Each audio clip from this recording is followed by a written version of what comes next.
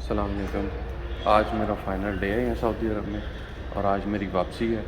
Medina में मैं सिर्फ पहुँचा था दोपहर को कल और आज सुबह वापसी है। मेरी ड्यूरेशन ऐसे ही शॉर्ट थी, घर वालों का प्लान चेंज हुआ, उन्होंने पहले जल्दी मदीना जाना था लेकिन फिर लेट गए।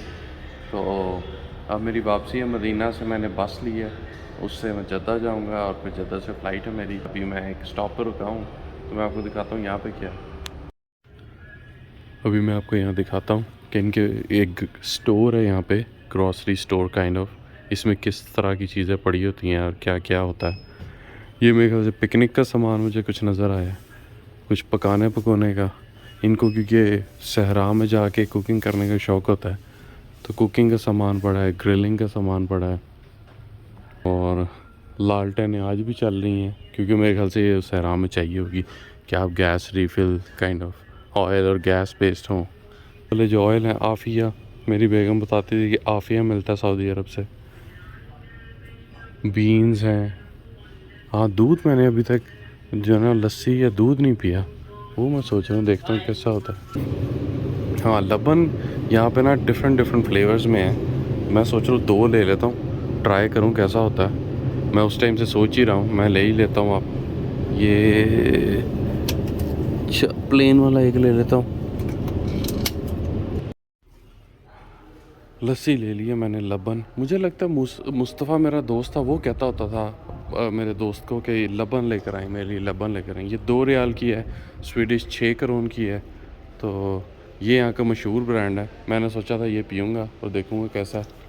ये देखें, बैठने का ये बना हुआ, इसके अंदर जूती निकाल के बैठे हैं। ये बीच में प्लास्टिक का वो कवर बिछाएँ और यहाँ पे बैठ के आप खाना शाना खाएँ, गप्पे मारें। पिछली तरफ फैमिलीज़ का पर्दे का इंतज़ाम है, जैसे पाकिस्तान में नहीं कहते पर्दे का, स्पेशल पर्दे का इंतज़ाम है, तो यहाँ भी है। और मैं आपको अपनी दिखाता हूँ खटारा बस, सेटको सऊदी पब्लिक ट्रांसपोर्ट कंपनी। ये हमारी खटारा तरीन बस है, खटारा सीटें हैं, लेकिन अब क्या करें, इसी में जाना है। मैंने को वैसी बस बुस करानी थी VIP वाली की, मैंने तस्वीरें देखी, उसके अंदर इंफोटेनमेंट सिस्टम और पता नहीं क्या क्या। यहाँ पर आके खटारा मिल गई मुझे। लबन सरप्राइजिंगली अच्छी है, काफ़ी अच्छा है टेस्ट इसका ना, बड़ा थिक सा रिच सा टेस्ट है। और मुझे लग रहा है कि मैंने अभी तक ये ज़्यादा क्यों नहीं पी, मतलब ये फ्लेवर्ड भी आती है, मैंगो स्ट्रॉबेरी, तो वो बड़ी हेल्दी होगी और प्योर मिल्क और कोई प्रिजर्वेटिव नहीं, कुछ नहीं है। यहाँ का सबसे फेमस ब्रांड है जिसकी है ये।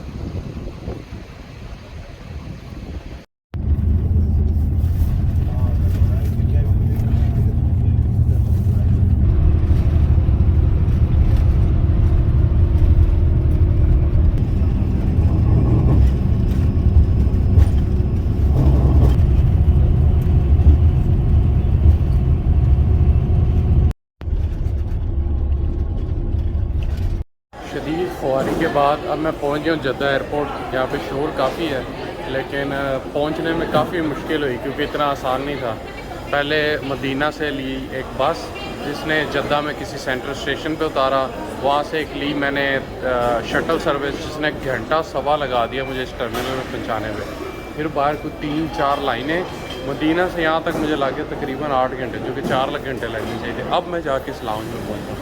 तो अगर आप जद्दा एयरपोर्ट से आ रहे हैं तो भाई बहुत ख्वारी है। ये जो छोटे वाला टर्मिनल है, नॉर्थ टर्मिनल, जो मेन टर्मिनल नहीं है, छोटी एयरलाइन है, फिर बहुत ख्वारी है। ये सारे ऊद वाले परफ्यूम हैं, अल्कोहल फ्री है, इनके जो लोकल होते हैं उनके अपने टेस्ट के हिसाब से, लेकिन मुझे तो बहुत ही अजीब लग रहे हैं। ऊद की स्मेल अजीबो गरीब सी आ रही है। अभी ये चेक करें ना, आप परफ्यूम की बॉटल चेक करें किस तरह की उन्होंने बनाई हुई है। तो यहाँ पे सारी चॉकलेट्स हैं। मेरी फ़्लाइट 1-1.25 घंटा और डिले हो गई है। मैं 2 दिन तकरीबन सफ़र में ही रहूँगा। मैं सुबह 9 बजे का निकला हुआ हूँ, हाँ 9 बजे का, और कल मैं सुबह 9 बजे तकरीबन अपने घर पहुँचूँगा। तो मैं 24 घंटे सफ़र में रहूँगा, which is very very very tiring, but अब क्या कर सकते हैं। सबसे सस्ते यहाँ पे सनफ्लावर सीड्स हैं। ये वहाँ भी उतने की हैं जितने की यहाँ पे, तो इसका मतलब यहाँ पे महंगी है। मैं सिर्च मारने सनफ्लावर सीड को काट के उसका सीड निकाल के उसके अंदर कुछ फ़िक्स किया हुआ है। ये 67 की है, पता नहीं डॉलर्स में कन्वर्ट करके बताऊँ। इसमें पिस्ते लगाए हुए हैं। अब ये और खजूरें लगी हुई हैं, जैसे खजूरें उनके ऊपर तेल लगाया हुआ है। 32 रियाल की हैं, तकरीबन 100 करोन की। ये 75 रियाल की हैं, तकरीबन 200 की, 200 स्वीडिश क्रोन।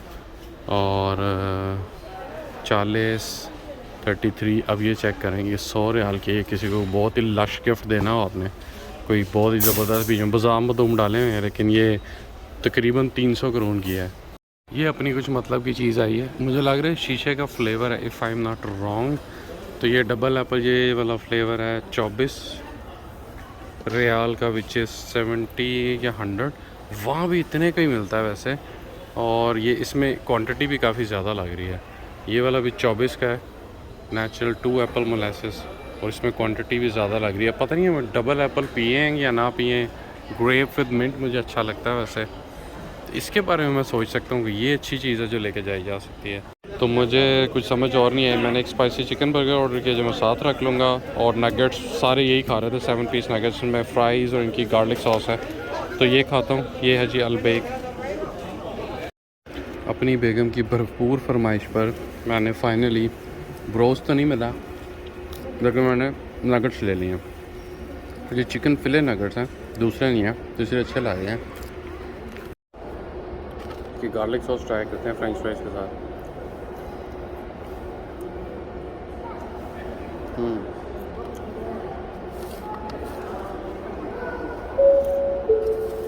गार्लिक सॉस काफ़ी अच्छी है इसकी। नगेट्स खाते हैं।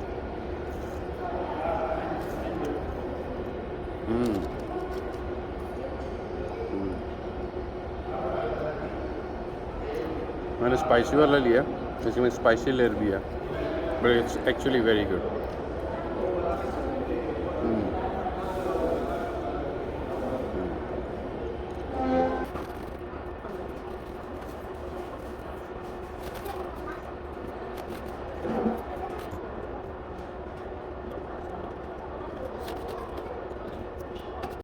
अलबेक मैंने खा लिया। अलबेक मिनी था ये, इसीलिए इनके पास ना ब्रोस्ट वगैरह नहीं था, लेकिन कमाल था भाई। सही रिकमेंडेशन दी थी जी मेरी बेगम ने कि अलबेक ज़बरदस्त है। अब मेरे पास आखिरी बचे हैं 16 रियाल, 5, 10, 15 और 1 16। अब समझ नहीं आ रही इन 16 रियालों का मैं क्या लूँ। इतना सारा पैसा जब बंदे के पास आ जाए तो उसे समझ नहीं आती कि वो क्या ख़रीदे। अलबेक पे आप रश देखें, अलबेक पे रश बहुत ज़्यादा है, तो मैंने सोचा कि मैं अलबेक को कराता हूँ डिच, और आगे से ना कुछ मीठा क्रोसेंट या ऐसा कुछ ले लेता हूँ, क्योंकि तो मैंने फिर फाइनली क्रोसेंट ले लिया, और क्रोसेंट हो गया। अब मेरे पास कितने रियाल बचे हैं, फाइनल रियाल्स काउंटिंग 4। हाँ 4 रियाल बचे हैं मेरे पास। 4 रियाल का क्या आता है, ये जाके ढूंढते हैं कि कुछ आ सकता है। नहीं, हाँ उससे आ सकता है अलबेक से, बाकी मुझे नहीं पता क्या होगा। This was actually fun hunting. 4 riyal थे मेरे पास बचे, और उसका मुझे कुछ नहीं मिला। ये खजूर वाली टॉफ़ी मिल गई, तो मैंने ये ले ली 4 रियाल की। अब मेरे पास 1 रियाल बचा है, 3 रियाल, तो 1 रियाल बचा मेरा, उसका मैं क्या करूं। मतलब 1 रियाल का कुछ नहीं मिलता है यहाँ पे। अब मेरे पास बचा कैश में सिर्फ 1 रियाल, तो 1 रियाल का कुछ भी नहीं मिलता, तो उसको मैं सुवेनियर के तौर पर रख लेता हूँ। ये वही विज़ेयर है जैसे मुझे लेकर आई थी। अब वापसी के लिए बैठ रहे हैं इसमें। फ़्लाइट में हम बैठ गए। फ़्लाइट अभी टैक्सी कर रही है, और जद्दा से भी हम निकलेंगे। मैं कोशिश करूँगा जद्दा का अगर सिटी का व्यू मिले बाहर से तो वो आपको दिखाता हूँ मैं।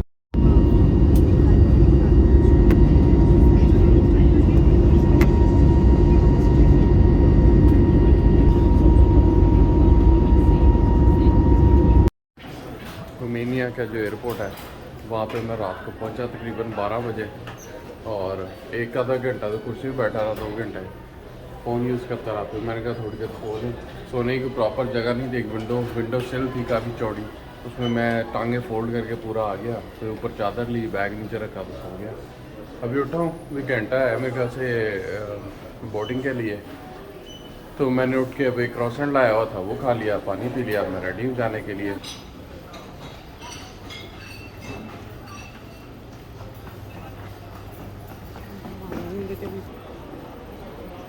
फिर ड्यूटी फ्री हैं आ गई हैं। मेरी बेगम के फेवरेट मेकअप ब्रांड है शनेल, डियोर, K12,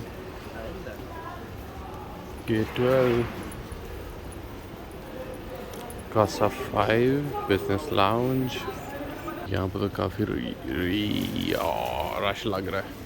तो ये हमारा गेट है, अब यहाँ से हमने फ़्लाइट पकड़नी है, पता नहीं कब बोर्डिंग कब स्टार्ट होगी। कुर्सी पकड़ के बैठ जाते हैं, थोड़ी वारागर्दी कर लेते हैं।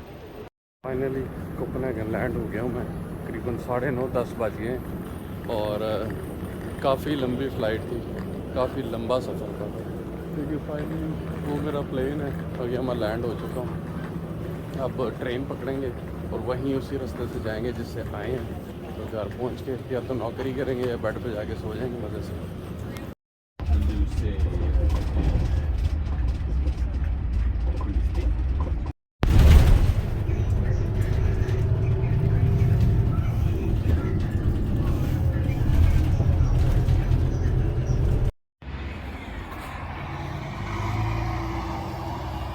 वो सामने स्टॉप था जहाँ से हमने अपनी जर्नी शुरू की थी। और अगर आपने मेरी पहली एपिसोड से लास्ट एपिसोड तक मुझे फॉलो किया है तो फिर आपका बहुत बहुत शुक्रिया। आई होप आपने ये जर्नी एंजॉय की होगी मेरी उम्रे की, मक्का मदीना और फिर ये आना जाना सब। थोड़ा मुश्किल सफ़र था क्योंकि टाइट था स्केजुअल। अब मैं कल सुबह 9 बजे का घर से निकला हूँ, सफ़र में हूँ। बस 1 फ़्लाइट 2 फ़्लाइट बस ट्रेन ये सब मिला के अभी यहाँ के 9 बजे हैं। टाइम का डिफरेंस निकाल भी दें तो चलें 20 घंटे बनते हैं। 20 घंटे से मैं सफ़र में हूँ, लेकिन बीच में बस कुछ जगह ढूंढ के सो लिया, कभी इधर सो लिया कभी उधर सो लिया, और बस में सो लिया, ट्रेन में थोड़ा सो लिया, तो इसी तरह चल रहा है। बाकी थोड़ा टफ़ था, जैसे मैंने आपको बताया। वहाँ पे मक्का में डेज़ कम थे, उम्रा पूरा करना था, पैदल चलना, मार्बल पे नंगे पाँव चलना बहुत चैलेंजिंग होता है। अगर किसी को लग रहा है ईज़ी है तो वो ईज़ी नहीं है, बहुत चैलेंजिंग होता है। आपकी अगर ऑलरेडी प्रैक्टिस नहीं है, आपकी एड़ियों में दर्द होगी, आपकी काल्फ्स में दर्द होगी, बहुत दर्द होगी, इतनी दर्द होगी कि आप उठ के वॉक भी नहीं कर पाएंगे। तो अगर कोई उम्रे पे जा रहा है तो पहले वो चप्पल पहन के बाहर गलियों में घूमने निकल जाए और प्रैक्टिस करे काफ़ी ज़्यादा वॉक करने की अनटिल उसका होटल मक्का क्लॉक टावर में और वहीं से नीचे उतरता है और वो उम्रा करके आ जाता है। फिर भी उम्रा थोड़ा सा टफ़ है।